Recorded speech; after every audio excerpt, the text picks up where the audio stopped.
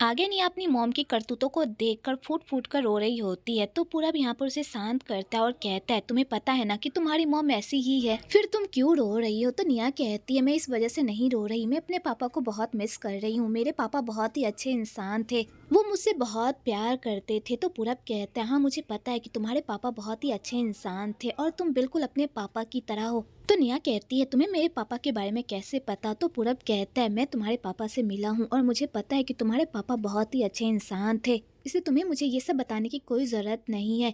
तो निया पूरब से कहती है प्लीज़ मेरी मॉम की हेल्प कर दो, अगर तुमने मेरी मॉम की हेल्प नहीं की तो वो माफिया वाले मेरी छोटी बहन को उठाकर लेकर चले जाएंगे। तो पूरब कहता है ऐसा कुछ भी नहीं होगा, और अगर मैंने तुम्हारी मॉम की हेल्प कर दी तो वो हमेशा यही करेगी, वो हमेशा कर्जा उठा लेगी और फिर हमारे सर पर मर देगी। क्या तुम यही चाहती हो कि तुम्हारी मॉम हमेशा गलती करती रहे और उसका सारा बोझ हम उठाएं? नहीं ना, तो तुम्हारी मॉम को सीखना होगा, उन्हें अपनी गलतियों को सुधारना होगा। और तुम अपनी बहन की बिल्कुल भी फिक्र मत करो, तुम्हारी बहन के पास उसके पापा हैं जो उसका ख्याल रख सकते हैं, और तुम्हारी मॉम चाहकर भी तुम्हारी छोटी बहन का कुछ भी नहीं बिगाड़ पाएगी। आगे पूरब घर आता है तो यहाँ पर जैन पूरब को बताता है कि मॉम की तबीयत फिर से खराब हो गई है। तो पूरब जब ये बात सुनता है तो वो जैन को कहता है जैन अब तुम बड़े हो गए हो, इसलिए मुझे छोटे मोटे मामले के लिए परेशान मत करो। अगर तुम्हारी मॉम की तबीयत खराब है तो कल मैं ड्राइवर को कह दूंगा कि वो तुम दोनों को हॉस्पिटल लेकर चले जाए, वहाँ जाकर तुम अपनी मॉम का अच्छे से इलाज करवा लेना, ठीक है। तो जैन कहता है मैं उन्हें ले तो जाना चाहता हूँ पर वो जाने से मना कर रही है,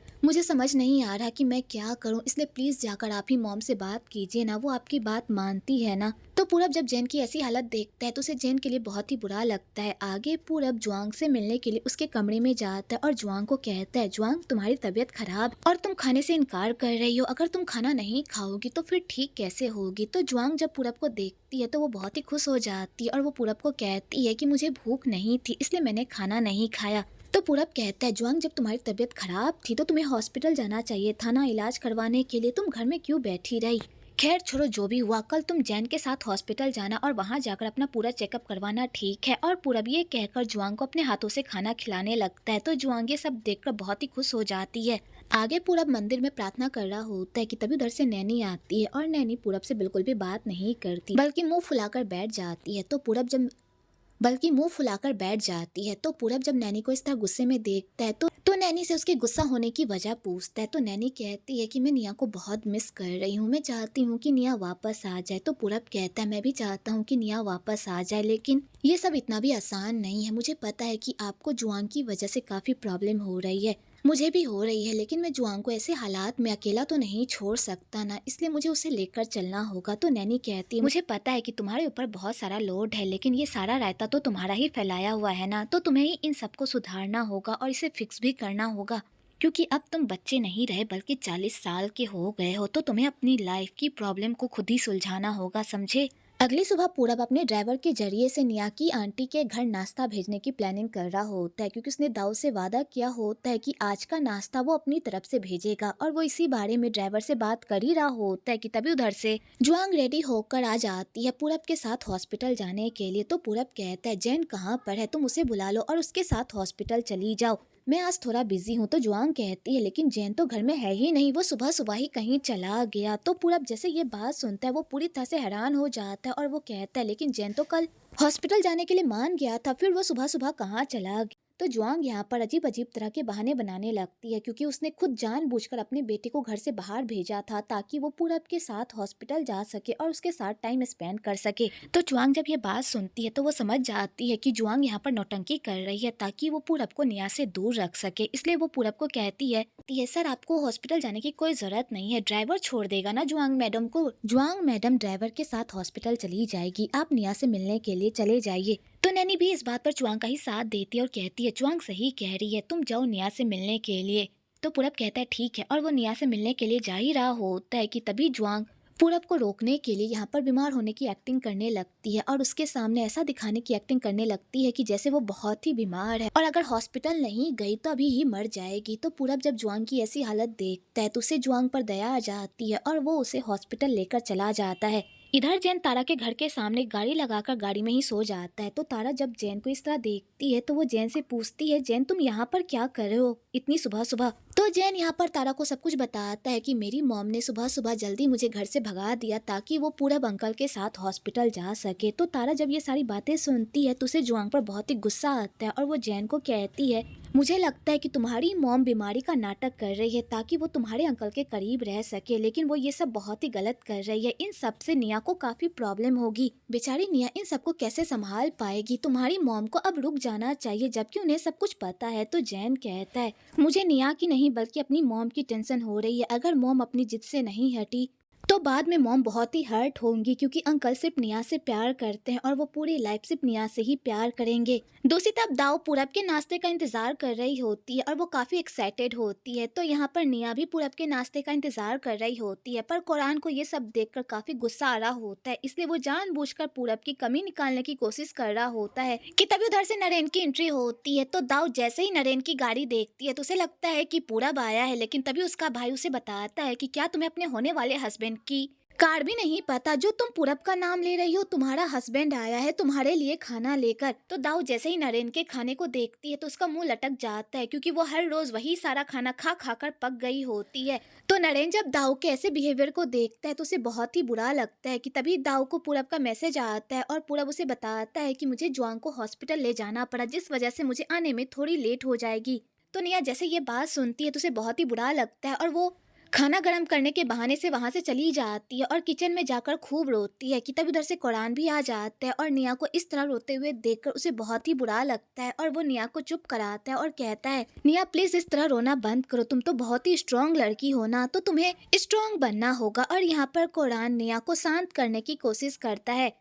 दूसरी तरफ पूरब जुआंग को हॉस्पिटल लेकर जाता है। तो जुआंग यहाँ पर बीमार होने की एक्टिंग करने लगती है ताकि वो पूरब का अटेंशन पा सके। तो पूरब को ये सब करके बिल्कुल भी अच्छा नहीं लगता, पर उसे जुआंग की वजह से ये सब करना पड़ रहा होता है। आगे जुआंग डॉक्टर से मिलकर आती है और वो पूरब को बताती है कि डॉक्टर ने मेरा पूरा चेकअप कर लिया है, उसने कहा है कि मुझे पूरे बॉडी की चेकअप करवानी होगी ताकि उन्हें फिर से नई रिपोर्ट मिल सके और उन्हें पता चल सके कि मेरी कंडीशन कैसी है। तो पूरब कहता है, ठीक है तुम अपना पूरा चेकअप करवाओ, मैं जाता हूँ। पर जुआंग यहाँ पर पूरब को जाने नहीं देती, बल्कि अपनी बीमारी का बहाना बनाकर उसे अपने पास रोकती है, ये कहकर कि सारे चेकअप होने के बाद मेरी हालत बहुत ही खराब हो जाएगी, तभी मुझे किसी अपने की जरूरत पड़ेगी। क्या तुम ऐसे हालात में मुझे अकेले छोड़कर चले जाओगे? तो पूरब जब जुआंग की ये सारी इमोशनल बातें सुनता है तो उसे ना चाहते हुए भी जुआंग के सारे चेकअप के लिए रुकना पड़ता है। आगे जुआंग चेकअप करने के लिए रूम के अंदर चली जाती है तो पूरब इसी मौके का फायदा उठाकर वहां से निकल जाता है। आगे जुआंग जब अपना सारा चेकअप करवाकर वापस आती है और वहां पर पूरब को नहीं देखती तो वो काफी परेशान हो जाती है कि तभी उधर से ड्राइवर आता है और जुआंग को बताता है कि पूरब सर चले गए हैं, मैं आपको लेने के लिए आया हूँ। तो जुआंग जैसे ही ड्राइवर को देखती है, उसे देखते ही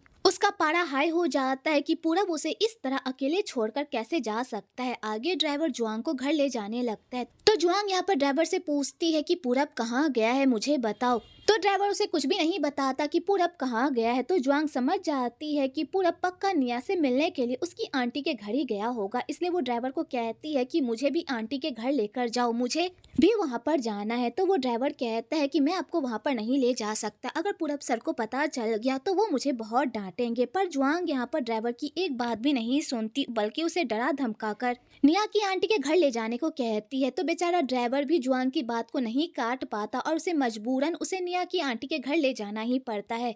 इधर वो माफिया गुंडा रोज की हरकतों से काफी परेशान हो जाता है, क्योंकि रोज पैसा देने का नाम ही नहीं ले रही होती, इसलिए वो अपने गुंडे सीधा रोज के घर भेज देता है ताकि वो लोग रोज का काम तमाम कर सके। अगर रोज पैसे नहीं दे सकती तो उसे इस दुनिया से जाना होगा। तो बेचारी रोज गुंडों को देखकर काफी परेशान हो जाती है और वो गुंडों को मनाने की कोशिश करती है कि वो बहुत जल्द उन लोगों के पैसे दे देगी, पर वो गुंडा उसकी एक बात भी नहीं सुनता और कहता, तुमने हमें बहुत बेवकूफ बनाया है, लेकिन अब तुम हमें बेवकूफ नहीं बना सकती, आज मैं तुम्हारा किस्सा खत्म करके ही जाऊंगा। और यहाँ पर वो गुंडा रोज को मारने ही वाला होता है कि तभी उधर से निया कुरान के साथ अपनी मॉम के घर आती है उन लोगों से मिलने के लिए। तो वो गुंडा जब उन लोगों को गेट के बाहर देखता है तो वो लोग काफी परेशान हो जाता है और उन्हें लगता है कि कहीं उन लोगों की वजह से उन लोगों का भंडा ना फूट जाए, इसलिए वो उन दोनों को भी मारने की पूरी प्लानिंग कर लेता है। इधर निया बार बार बेल बजा रही होती है पर कोई भी गेट नहीं खोल रहा होता। तो निया कुरान के साथ मिलकर गेट फांककर घर के अंदर आ जाती है और वो घर के अंदर जा ही रही होती है ताकि ये पता लगा सके कि वो लोग गेट क्यों नहीं खोल रहे थे कि तभी उधर से उसकी पड़ोसन आंटी पुलिस को लेकर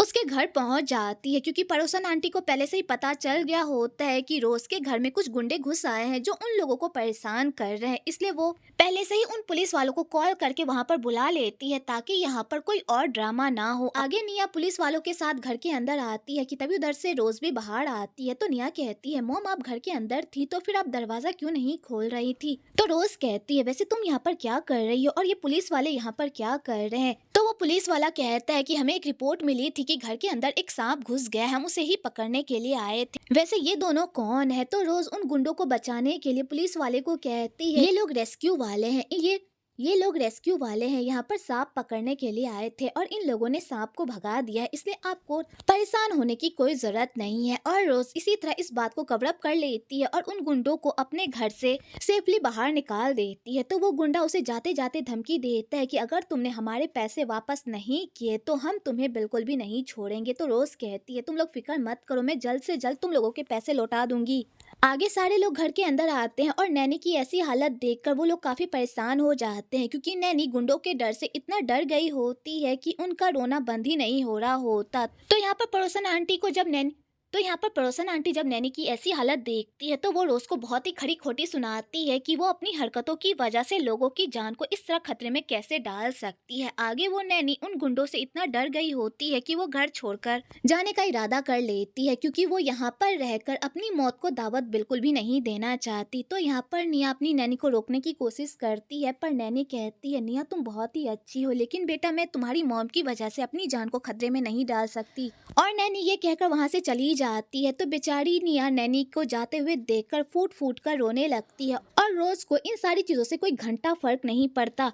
आगे निया घर आती है और अपनी आंटी को सारी प्रॉब्लम बताती है और अपनी आंटी को कहती है कि आंटी क्या आप मुझे मेरी विरासत में मिले हुए पैसे दे सकती हैं, क्योंकि अभी मेरी मम्मी को वो पैसों की जरूरत है। अगर मैंने वो पैसे मम्मी को नहीं दिए तो वो गुंडे मम्मी के साथ कुछ भी कर सकते हैं और मैं अपनी मम्मी को प्रॉब्लम में नहीं देख सकती। तो उसकी आंटी कहती है, तुम्हारी दादी ने मरने से पहले तुम लोगों के नाम पर 5-5 लाख रुपए छोड़े थे और उन्होंने एक कंडीशन भी लगाया था कि जब तुम लोग 21 साल के हो जाओगे तभी तुम्हें वो पैसे मिले। दाऊ जब 21 साल की हो गई थी तब उसे वो पैसे मिले थे और उसने उस पैसे से एक घर खरीदा और उसे भाड़े पर लगाकर वो अपना इनकम कमा रही है। और कुरान को भी उसके पैसे मिले हैं जिससे वो पढ़ाई करने के लिए इंग्लैंड जा रहा है। और तुम्हारे पैसे तुम्हें तभी मिलेंगे जब तुम 21 साल की हो जाओगी, उससे पहले मैं तुम्हारी कोई हेल्प नहीं कर सकती, बेटा प्लीज मुझे माफ कर दो। तो कुरान जब ये सारी बातें सुनता है तो वो अपनी मॉम को कहता है, मॉम मैं अपने सारे पैसे रोज आंटी को देने के लिए तैयार हूँ ताकि वो इस प्रॉब्लम से बाहर निकल सके। तो उसकी मॉम कहती है, तुम ऐसा नहीं कर सकते, वो सारे पैसे तुम्हारी पढ़ाई के लिए है। तो कुरान कहता है, मॉम आप उसकी फिक्र मत कीजिए, मैं कोई ना कोई इंतजाम कर लूंगा। तो उसकी मॉम इस बात पर ऑब्जेक्शन लगाने लगती है और कहती है, तुम ऐसा नहीं कर सकते। तो रोज भी यहाँ पर कुरान को कहती है कि मैं तुम्हारे पैसे नहीं ले सकती, वो पैसे तुम्हारे हैं। तो कुरान कहता है, पैसे तुम्हारे हो या मेरे इससे कोई फर्क नहीं पड़ता, निया मैं तुम्हारे साथ रहना चाहता हूँ और जैसे ही मेरा ग्रेजुएशन कंप्लीट हो जाएगा उसके बाद मैं तुमसे शादी कर लूंगा, फिर हम दोनों हंसी खुशी एक साथ रहेंगे। तो निया जैसे ये बात सुनती है वो तो पूरी तरह से शॉक्ड हो जाती है और इधर आंटी और दाऊ जब ये सारी बातें सुनते हैं वो लोग तो पूरी तरह से सदमे में चले जाते हैं। तो दाऊ कहती है, कुरान तुम्हारा दिमाग खराब हो गया है, तुम अपनी कजन से कैसे शादी कर सकते हो? क्या तुम भूल गए हो कि वो तुम्हारी बहन है? तो कुरान कहता है, मैं कुछ भी नहीं भूला, मुझे पता है कि निया मेरी बहन है। तो कुरान कहता है, मैं कुछ भी नहीं भूला, मुझे सब कुछ पता है और मुझे ये भी पता है कि निया मेरे मामू की बेटी नहीं है। जब वो मेरे मामू की बेटी ही नहीं है तो वो मेरी बहन कैसे हुई? तो दाऊ कहती है, कुरान तुम्हारा दिमाग खराब हो गया है, तुम क्या बक रहे हो? तो कुरान कहता है, मेरा दिमाग बिल्कुल ठीक है और मुझे पता है कि निया मेरे मामू की बेटी नहीं है, क्या पता ये पूरब की बेटी हो, क्योंकि उस टाइम रोज तो पूरब के साथ ही थी ना। तो निया जब ये सारी बातें सुनती है वो तो पूरी तरह से सदमे में चली जाती है और इधर आंटी भी कुरान के मुंह से ये सारी बातें सुनकर तो पूरी तरह से दंग रह जाती है और वो कुरान को चुप रहने को कहती है, पर कुरान चुप रहने का नाम ही नहीं लेता। तो बेचारी निया रोते हुए वहां से चली जाती है और सीधा जाकर पूरब से टकरा जाती है, क्योंकि पूरब भी निया से मिलने के लिए उसकी आंटी के घर आया हुआ होता है। तो पूरब जब निया को इस तरह रोते हुए देखता है तो वो पूरी तरह से परेशान हो जाता है कि आखिरकार क्या बात है, निया इतना क्यों रो रही है। आगे निया पूरब को कहती है कि क्या सच में तुम मेरे डैड हो, क्या सच में मैं तुम्हारी बेटी हूँ? तो पूरब जब ये बात सुनता है वो पूरी तरह से शॉक्ड हो जाता है और उसे समझ नहीं आ रहा होता कि आखिरकार निया ये सब क्या बोल रही है।